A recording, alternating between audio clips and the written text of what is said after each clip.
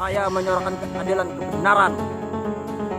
Tanah Kalimantan ini adalah hak saya dalam berpendapat dan bersuara sebagai warga negara Kesatuan Republik Indonesia ini.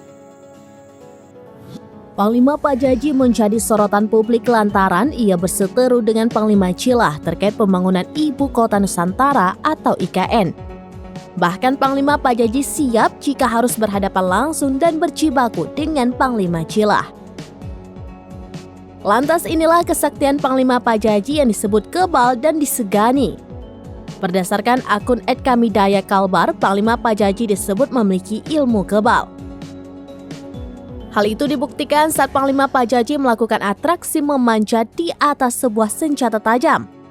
Atraksi itu dilakukan saat acara Pekan Gawai Daya Kabupaten Sintang 2023.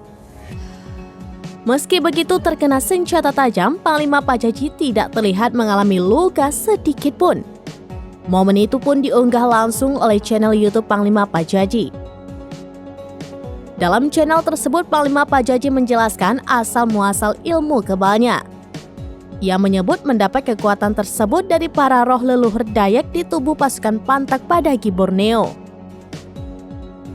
Kekuatan dari leluhur itulah yang membuat beberapa pasukannya juga ikut kebal dengan senjata tajam.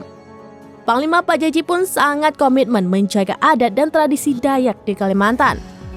Terlebih menurutnya, selama ini masyarakat Dayak kerap ditindas. Oleh sebab itu, ia menegaskan perlu menjaga dan melestarikannya.